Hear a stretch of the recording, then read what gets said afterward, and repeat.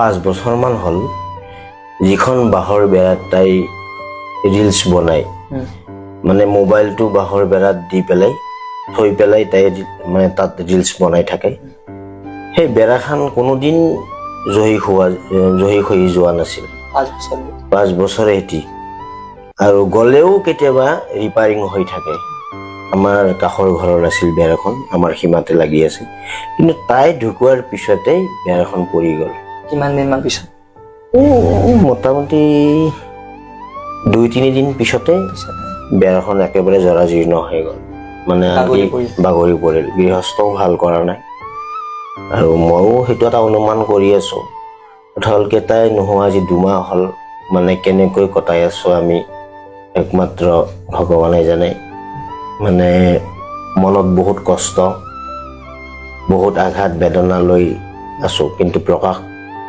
কৰিবও টান হয় অলপ কাৰণ দেউতা মাও অলপ বৃদ্ধ গতিকে আমি যদি ভাগি পৰোঁ তেওঁলোকে আৰু অশান্তি হৈ যাব ভাগি পৰিব গতিকে কেতিয়াবা কান্দিব মন গ'লে ৰাস্তাত গৈ মনে মনে কান্দো গতিকে কি ক'ম আৰু ভাষাই নোহোৱা হৈছে মানে মই তাই যেতিয়া নাম গাম বুলি ক'লে তাৰো এটা কাহিনী আছে আমাৰ এওঁৰ যোৱা দুৰ্গা পূজাৰ পৰাই মানে মাতটো অলপ বহি যায় বেছি গালে মানেতো এওঁ নন ষ্টপ উৰে ৰাতি নাম গাব পাৰিছিল পিছত দুৰ্গা পূজাৰ পৰা এনেকুৱা হ'ল মানে এটা নাম গালে মাতটো বহি যায় যেতিয়া বহি যায় তেতিয়া ময়ো অলপ চিন্তাত পৰিলোঁ তাৰপৰা মেডিকেলো কৰালোঁ পিছততো ভাল পোৱা নাই তেতিয়া মনে কৈছিল যে মায়েৰ বোধহয় আৰু অন্তিম দিন নামৰ গতিকে দেউতা মই শিকো দে মই বোলো ভাল কথা তই যদি শিকা তই শিক তোৰ লগত ভাল পালি মায়েৰেও গাই থাকিব বুলি কৈছো এনেকৈ নাম যেতিয়া তাই গাওঁ বুলি ক'লা মোৰো এটা উৎসাহ লাগিল পিছত মই এটি নতুন কাহিনী এটা মানে মই লিখি উলিয়ালো নিজে লিখিছিলো মানে খুব সুন্দৰ দিহা বাজি পেলাই আমি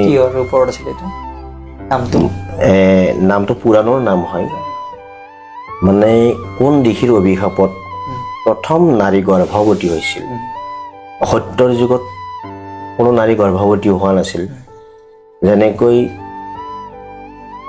ব্ৰহ্মাৰ মানস পুত্ৰ আছিল নাৰদ বা কোনো গৰ্ভস্থিত পুত্ৰ নহয় হোৱা নাছিল গতিকে ঋষি পুলস্থৰ অভিশাপত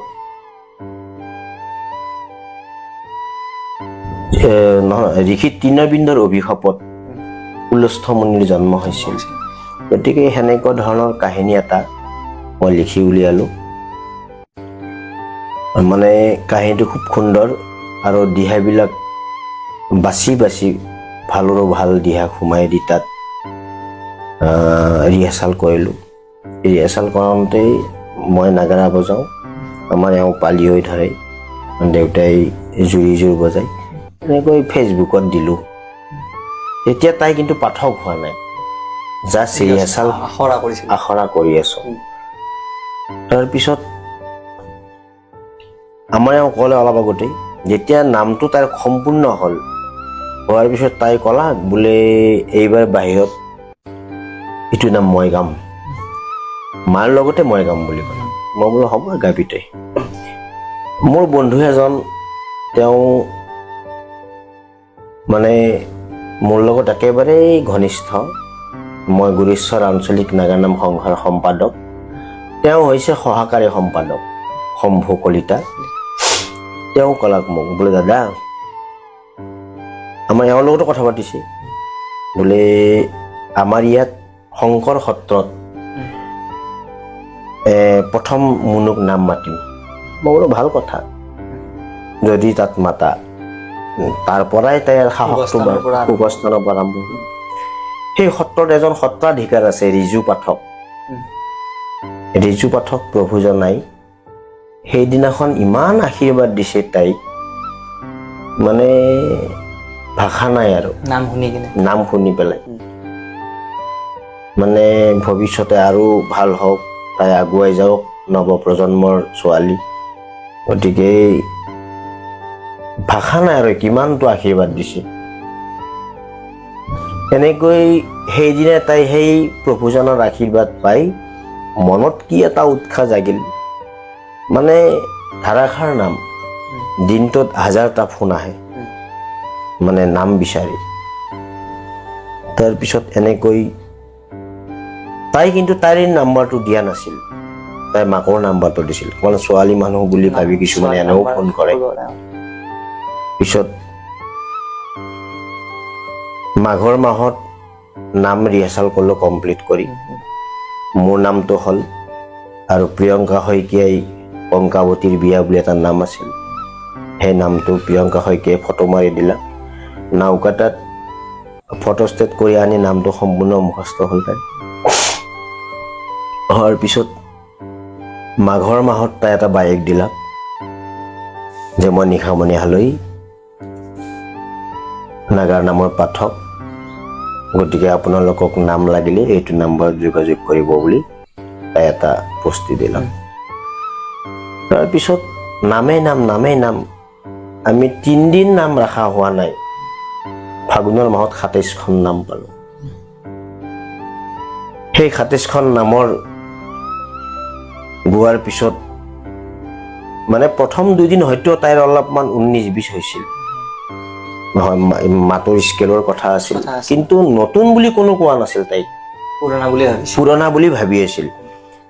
এতিয়া কিছুমান এনেকুৱাও মোৰ ক্ষেত্ৰত এনেকুৱা হৈছিল, মই যেতিয়া ৰিহাৰ্চেল কৰি আছিলোঁ মিনিমাম 6 মাহ ৰিহাৰ্চেল কৰিছিলোঁ, তাইতো এমাহতে তাই বহুখিনি আয়ত্ব কৰিলে। তাৰপিছত এনেকৈ 2-এখন নাম তাইৰ অলপমান ভাল হোৱা নাছিল। তাৰপিছত যেতিয়া 27খন নাম গালোঁ তাই অনাৰ্গল হৈ গ'ল। মানে নাম কি বস্তু তাই বুজি পোৱা হ'ল, সুৰ কি বস্তু তাই বুজি পোৱা হ'ল। এনেকৈ চৈতুৰ মাহত 17খন নাম গালোঁ। শেষৰ ফালেতো বহুত, চৈতুৰ মাহত যিমানখন নাম গাইছে হাই ফাই নাম গাইছে, মানে মই কেতিয়াবা হতাবম্ব হৈ যাওঁ, ইমান ধুনীয়া গালাক না তাই। তাৰপিছত যেতিয়া তালযোৰ সৰু আছিল, তাইৰ 12 তাল মাৰি আছিল, মানে নামৰ দলবিলাকৰ পাঠকবিলাকক দেখা পাইছে। আজিকালি ফেশ্বন হৈ গৈছে না, ডাঙৰ তাল বজা, তাল ঘূৰোৱা, তাল বজোৱা ফেশ্বন হৈ গৈছে। তাই মোক ক'ল, দেউতা এইযোৰ তাল সৰু হ'ল, ডাঙৰ তাল এযোৰ আনি দে বুলি ক'লে। মই পইচাও নাই মোৰ হাতত, দেচোন আনি দিম দে বুলি ক'লে। তাৰপিছত তাই মানে ভাস্কৰ জ্যোতি বিহু দলত এগ্ৰিমেণ্ট হৈছে, কিন্তু এগ্ৰিমেণ্ট হোৱা কথাটো মই গম পাওঁ, কিন্তু তেওঁলোকক মাতি অনা কথাটো মই গম নাপাওঁ। আৰু বিহু ভাল পাওঁ, বিহু দলৰ কিছুমান চলিক বেয়া পাওঁ, নিয়মবিলাক বেয়া পাওঁ। আজিকালি এনেকুৱা হৈছে, আগততো আৰু গছৰ তলত বিহু আছিল, আজিকালি বিহু মঞ্চত হ'ল। আগৰ বিহুৱাবিলাকৰ ধংটো খুব ভক্তিমূলক আছিল, ভক্তিৰসৰ আছিল। আজিকালি অসুৰৰ টাইপৰ বিহু হৈছে। হয়তো কিছুমানে আজি এই নিউজটো পালে বেয়া পাব, কিন্তু মই বেয়া বুলি কোৱা নাই, নিজেই সংশোধন হোৱাটো অত্যন্ত প্ৰয়োজন। কাৰণ মই নিজেই দেখা পাইছোঁ, আমাৰ নাওকাটা বিহুস্থলীত এইবাৰ এনেকুৱা এটা পৰিৱেশ, এটা দল আহিছিল, মই দলটোৰ নাম নকওঁ বাৰু, মানে এজন ল'ৰাও সুস্থিৰ মগজুত নাই, মদ পানী খাই থলং পলং অৱস্থাত। পিছত সমিতিখনে বিহু মাৰিব নিদিম বুলি কৈছিল।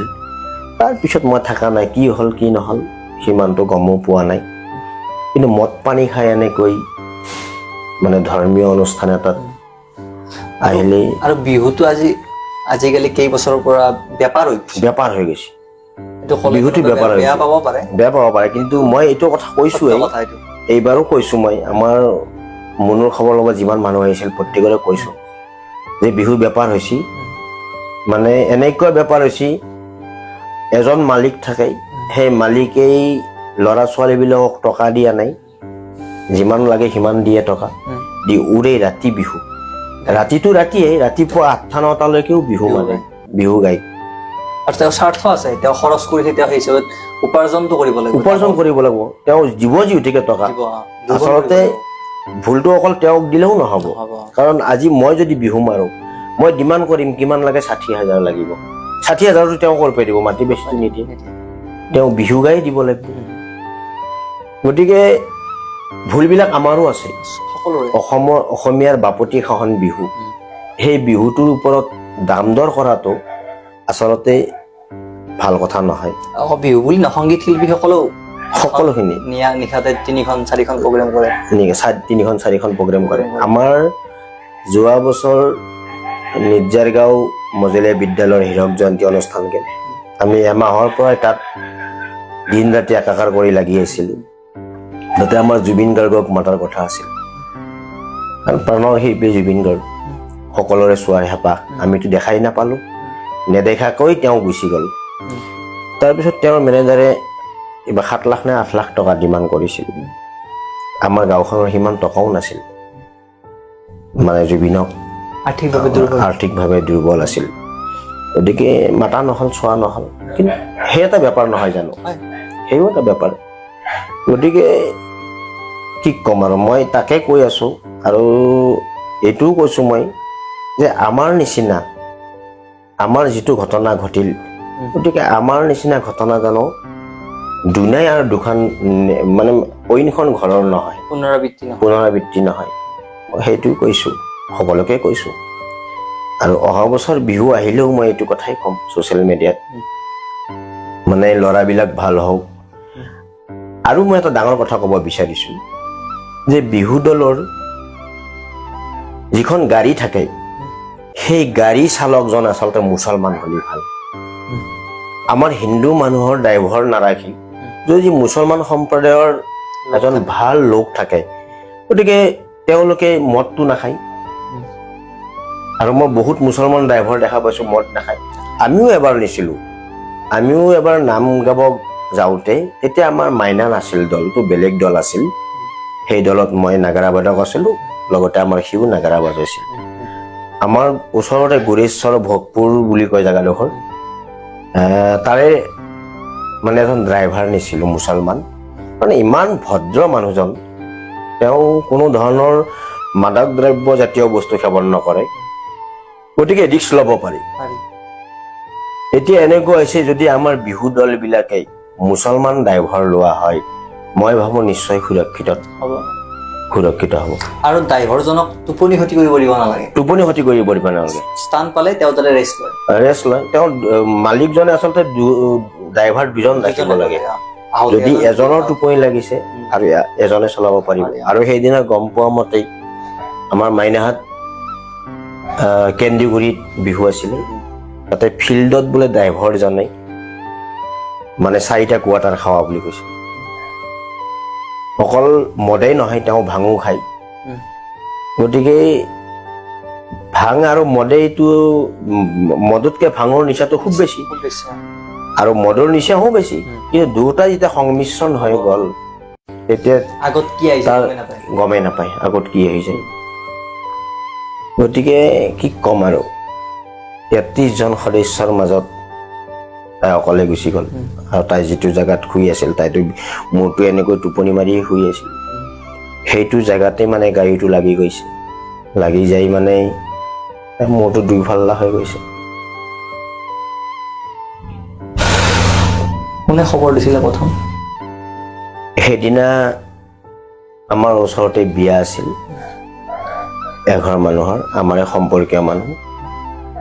আৰু বিহু অনুষ্ঠান এখনৰ কৰ্মৰত মই ৰাতি 1:30মান বজাত গম পালোঁ। মই তাত কৰ্ম কৰি আছিলোঁ। তেতিয়া আমাৰ বাবুটোই ফোন কৰি কৈছে, মানে তাৰ আগতে ফোন পাইছোঁ মই, জেনেৰেটৰ বাজি থকাৰ কাৰণে মই গম পোৱা নাছিলোঁ। তাৰপিছত জেনেৰেটৰ যেতিয়া তেলটো শেষ হৈ গ'ল, তেতিয়া মই মোবাইলটো পোহৰ ল'ব বিচাৰোঁতে তাৰ ফোনটো মিছ কল উঠি আছে পালোঁ।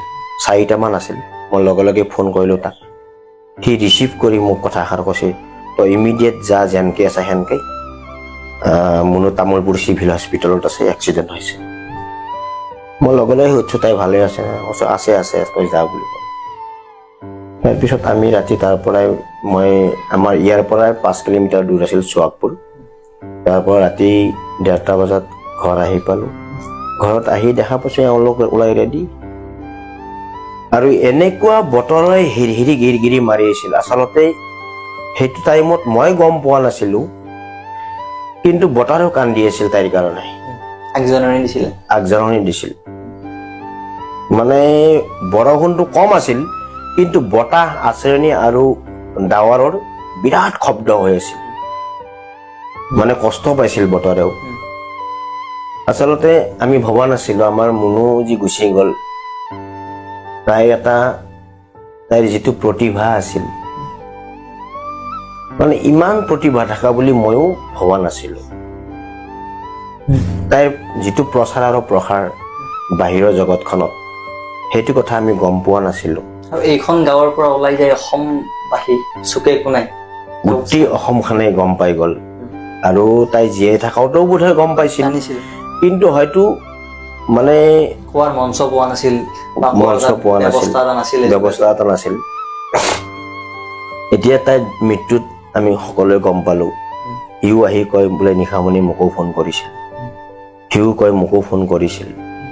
এনেকৈ তাই মৰাৰ দিনালৈকে বহুত মানুহত তাই কথা পাতি যোগাযোগ আছিল, কথা পাতি আছিল।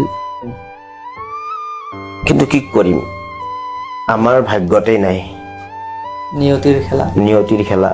সকলো যাব লাগিব এদিন। আমিও যাম, তুমিও যাবা, হয়তো দুদিন আগপিছ। কিন্তু তাই যোৱাৰ সময় হোৱা নাছিল। যদি আৰু কিছু বছৰ থাকিল হয়, তেতিয়া হয়তো আমাৰ ইমান বেয়া নালাগিল হয়। আজি আমি যিমান কষ্ট পাই আছো, ৰাতি ভাত সাজ খালেও আমাৰ মনত পৰে, কিন্তু প্ৰকাশ নকৰো। অকল ময়ে নাইতো সদস্য আৰু ঘৰত আছে। মানে কৰবাত গ'লেও ৰাস্তাৰে গৈ থাকোঁতে সেইটো কথাই আহি যায়, মানে তাই যি ঘৰত নাই সেইটো কথাই অনুভৱ হৈ থাকে। ভাল গুণ বহুত আছিলে, কিন্তু জীয়াই থাকোঁতে হয়তো আমি সেইবিলাক উপলব্ধি কৰা নাছিলো। মোক কৈ তাই গুচি গ'ল। এই ঘৰটোত মানে ৰং কৰিব কৈ আছিল, ওপৰত চিলিং লগাব কৈ আছিল, নাম মাতিব, মানুহ আহিব, ভাল ঘৰত বহিব দিব, চাহ পানী ভালকে দিব, মানে ডানলপ আনাৰ কথা কৈ আছিল, বহাৰ ব্যৱস্থাৰ কাৰণে ডানলপ লাগে। মানে কল্পনা তাইৰ এটা, মাজত এখন গ্লাছৰ টেবুল থাকিব, চাহ দিব, ভাল ভাল ফুলদানি আনিব, অহা বছৰ নামৰ কাৰণে এখন গাড়ী ল'ব, উইংগাৰ গাড়ী, নিজৰ গাড়ী লোৱাৰ কাৰণে জেগাও ৰখা হৈছিল। যেতিয়া আমি সেইটো ঘৰ বনালো, সেইটো ঘৰৰ মানে কাষৰ দিশে জেগা আছে, আমাৰ যিটো এতিয়া বৰ্তমান ৰাস্তা হৈ আছে, সেই ৰাস্তাটোত টিঙৰে চালি কৰি পেলাই তাত গাড়ীখন থব। মানে এতিয়া তাই অবিহনে চব মানে ধ্বংস হৈ গ'ল। অকল তাৰ ছোৱালীৰ দৰে থকা নাছিলে, অকল ছোৱালীৰ দৰে থকা নাছিল, মানে সম্পূৰ্ণ আমাৰ সাহস আছিল তাইৰ কাৰণে। এইটো ঘৰ যেতিয়া বনালো, আমাৰ বেংগলোৰত আছিল, মানে বেছি সংখ্যক ধন সিয়ে দিছিল, বাবুটোৱে দিছিল। তাৰে মাজতো 30-40 হাজাৰ মান টকা তাই দিছিল। এই ঘৰটোত সপোন আছিল। গতিকে সি বাহিৰত থকা সময়খিনিত এইটো ৰুমত তাই থাকি পেলাই মানে এনেই নাথাকে, তাই কিবা এটা হ'লেও গুণগুণাই থাকে, গাই থাকে।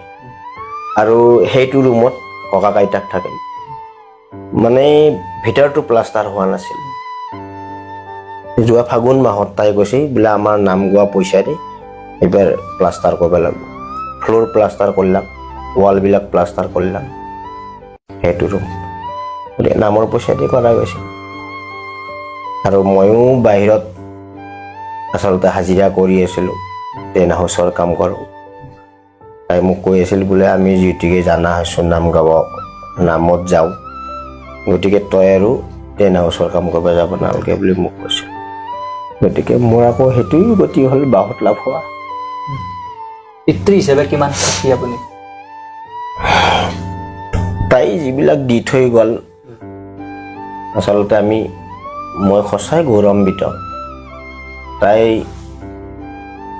জীয়াই থাকোঁতে যিমান দিছিল তাই মৰাৰ পিছত তাই আমাক বহুত কিবা কিবি দি থৈ গ'ল প্ৰথমতে আমাক চিনাকি কৰি থৈ গ'ল গোটেই অসমখনৰে আমাক জানা হ'ল আজি আমাক মোক ৰমেন হালৈ বুলি বা গীতা হালৈ বুলি তেওঁক বাৰু জানিছিল কিন্তু সিমানটো নহয় কিন্তু তাইৰ মৃত্যুত আমাৰ গোটেই পৰিয়ালটোকে চিনাকি কৰি থৈ গ'ল প্ৰথম কথা দ্বিতীয়তেই তাইৰ ৰাস্তাটো হ'ল তাইৰ নামত তাইৰ এবাৰ ফাগুনৰ মাহত জ্বৰ হৈছিল যোৱা ফাগুনত শেষৰ ফালে মই মেডিকেলত লৈ গ'লোঁ মানে ইমান বেয়া আছিল ৰাস্তাডোখৰ গাড়ী জাম্পিঙত হাতৰ পৰা মোবাইলটো পৰি গ'ল তাইৰ হাতৰ পৰা তাইৰ মোবাইল আইফোনটো কিন্তু গ্লাছখন নহয় উল্টা পিঠিটো এনেকৈ পৰি গ'ল বালিৰ ওপৰত পৰিল কিন্তু একো নহ'ল তাই সেইদিনাই গাড়ী ৰাস্তাত কৈ যাই আছিল মোৰ আগত বোলে মই আমাৰ মন্ত্ৰী বিধায়কৰ ভৰিত ধৰি হ'লেও এই ৰাস্তাটো কৰিম আৰু যদি ৰাস্তাটো মই আনিব পাৰোঁ মোৰ নামেৰে নামকৰণ কৰাৰ কাৰণে চেষ্টা কৰিম বুলি কৈছিল কথাৰ প্ৰসংগত সেইদিনাখনে ক'লো আমাৰ BTC ৰিয়াম গণেশ কছাৰীৰ মানে তেওঁৰ বাহিনীবিলাকক মানে কৰ্মচাৰীবিলাকক আমাৰ আহিছিল BTC ফালৰ পৰা BPF পাৰ্টিৰ মানে সদস্যবিলাকক আহিছিল আমাৰ ঘৰত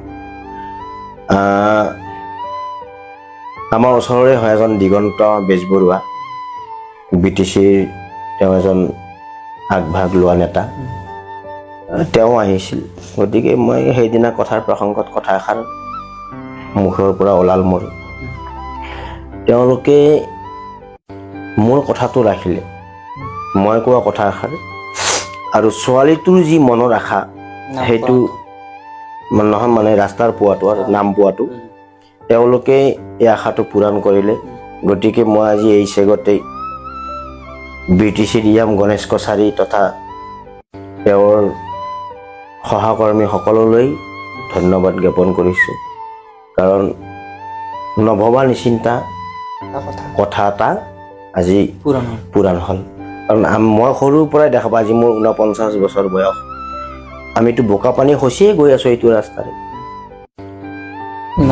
ইমান দিনে হোৱা নাছিল কিন্তু আজি আমাৰ মুনুৰ কথাতেই তেওঁলোকে যি ৰাস্তাটো দিলাক গতিকে পুনৰবাৰ মই ধন্যবাদ জ্ঞাপন কৰিছোঁ আৰু পৰৱৰ্তী দিনত মই কেতিয়াও নাপাহৰোঁ তেনেকুৱা এজন ইয়াম গণেশ কছাৰী মই জীয়াই থকালৈকে মই নাপাহৰোঁ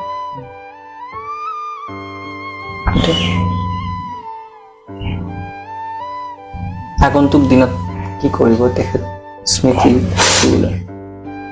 এতিয়া কথা হ'ল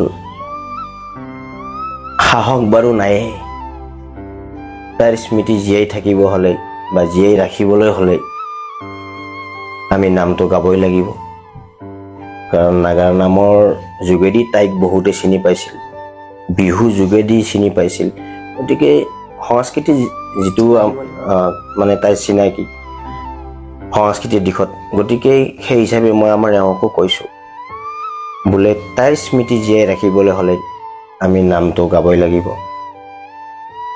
গতিকে নাম এৰিব নোৱাৰা পইচা পাওঁ নাপাওঁ দূৰৰ কথা গতিকে আমি নামটো গাবই লাগিব নামৰ মাজত তেওঁক বিচাৰি পোৱা যাব আৰু মই এইটোও কৈছিলোঁ যে তাইৰ যিখিনি নাম আছে ৰাখি থোৱা নাম আছে আমিয়ে গাম বুলি কৈছিলোঁ আমি মানে এওঁ গাব মই ছেকেণ্ড নাগাৰা বজাওঁ কমিটিসকলেও মানি লৈছে কিছুমান কমিটি মানি লৈছে আৰু কিছুমানে মানে চবেই মানি লৈছিল এতিয়া এনেকুৱা হৈ আছে মানে নামবিলাক ফিৰাই আছে দুই এখনে কেইবাখনো আমাক ফোন কৰিছে কেঞ্চেল হৈছে মানে ছোৱালীৰ দল লাগে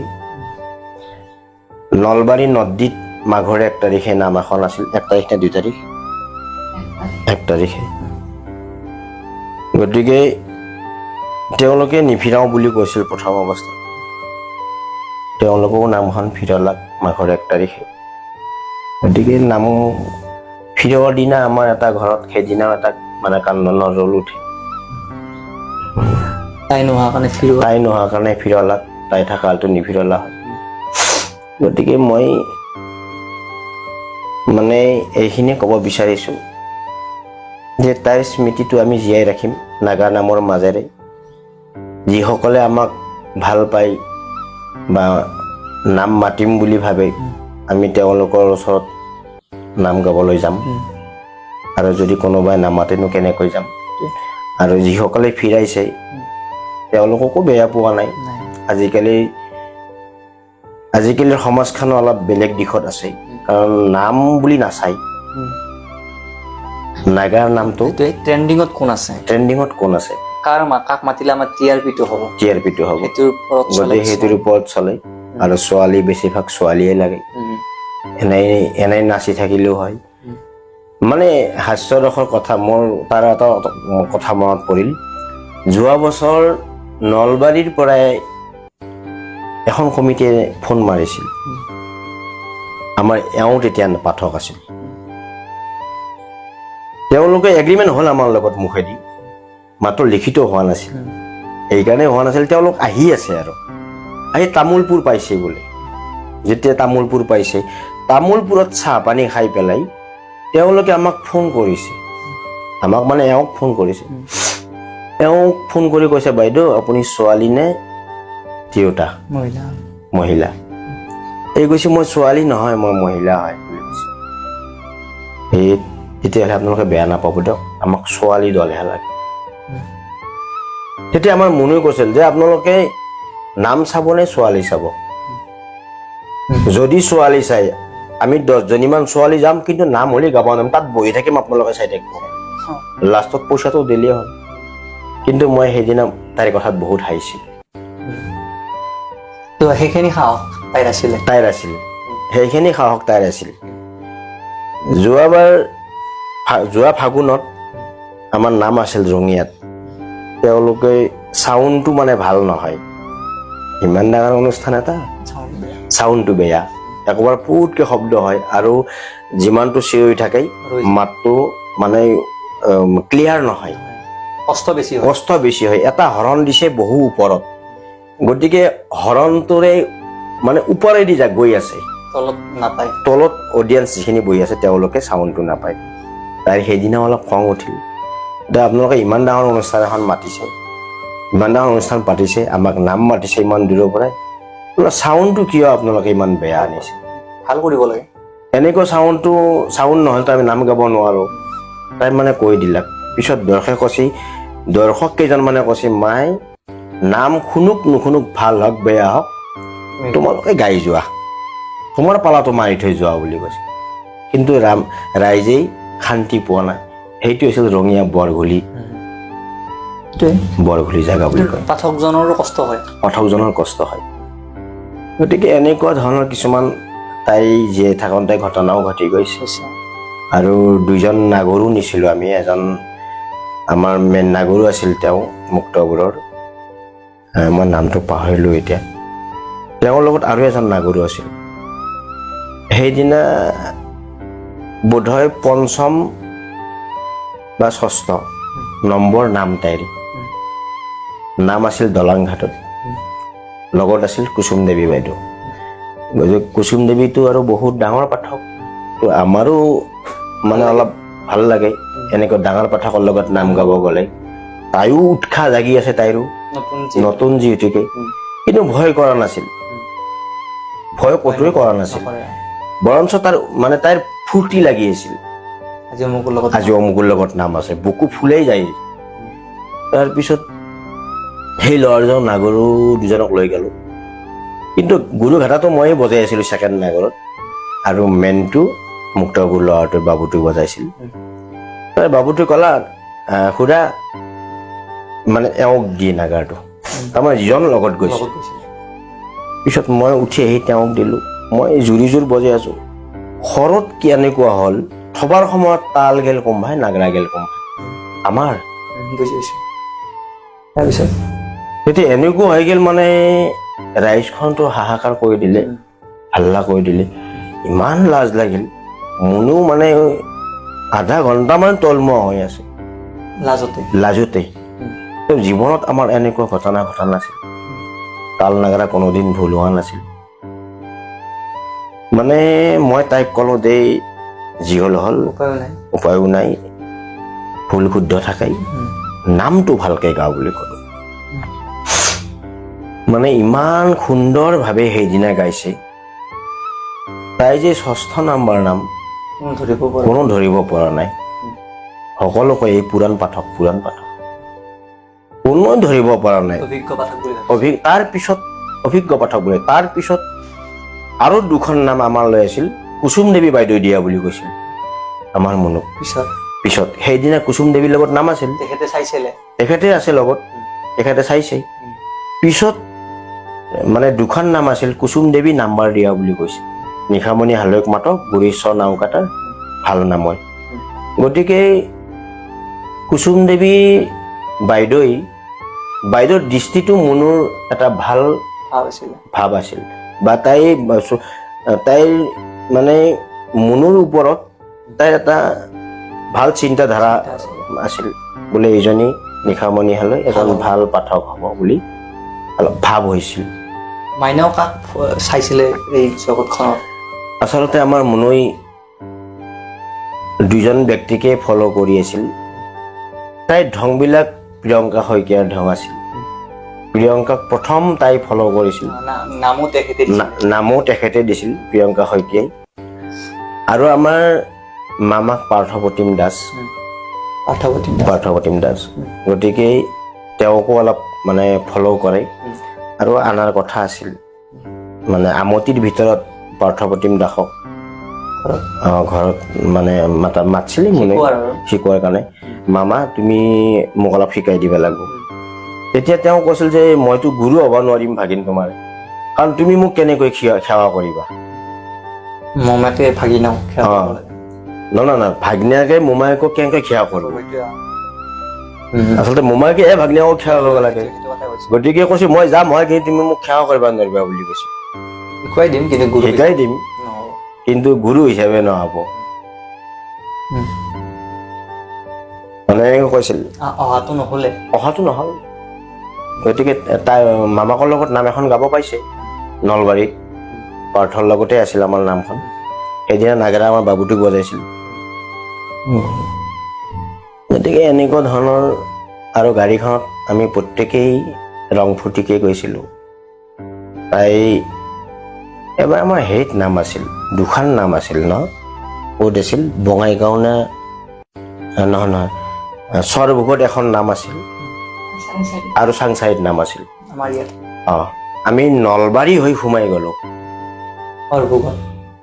চৰভোগৰ পৰা আহি পেলাই যেতিয়া চাংচাৰিক যাম, হাজো কলিতাগুচি হৈ এনেকৈ সোমাই গ'লো। যাওঁতে আৰিকুচিত এখন হোটেলত আমি চাহ খালোঁ।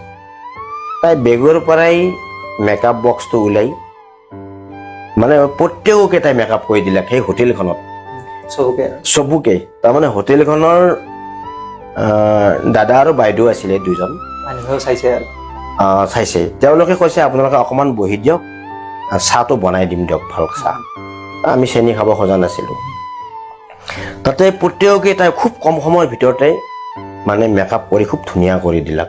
তাৰ কথা আছিল কি পাৰ্টিটো অলপ ভাল দেখা হ'ব লাগে বুলি, সেইবিলাক মনলৈ আহি থাকে। আৰু ষ্টাফৰো তেনেকুৱা ধৰণৰ দৃশ্য কিছুমান মনলৈ আহে। গতিকে কি ক'ম আৰু, মই এইটোৱেই ক'ম যে আমাৰ নিশামণিৰ নামত যিমানখন নাম আছে, যদি নিফিৰাই আমি তেওঁৰ স্মৃতিটো জীয়াই ৰখাৰ দৰে হ'ব। আমি গাম, চেষ্টা কৰিম। যিহেতুকে মাক পুৰাণ পাঠক, নিশামণি য'ত নাম গাইছিল, নিশামণি এটা নাম গাইছিল, বাকী নামটো মাকে গাইছিল। গতিকে মই আজি এই মিডিয়াৰ যোগেদি, ছ'চিয়েল মিডিয়াৰ যোগেদি তেখেতসকলকো আহ্বান কৰিছোঁ, আপোনালোকে মনৰ স্মৃতিটো জীয়াই ৰাখিব দিয়ক আমাক, কমচে কম এইবাৰৰ কাৰণে। পিছত মাতিলেও মাতিব, নামাতিলেও নাই, নামখিনি ফিৰাব নালাগে। যদি পইচা কমকৈ দিয়ে তাতো আমি ৰাজি আছোঁ, তো নামটো ফিৰাব নালাগে, মানে নামবিলাক থাকক। আপোনালোকে পইচা দিলেও দিব, নিদিলেও নাই, সেইটো কথা নকওঁ। গতিকে গাব পাৰিলে তাইৰ স্মৃতিটো জীয়াই ৰখাৰ দৰে হ'ব, এইখিনি।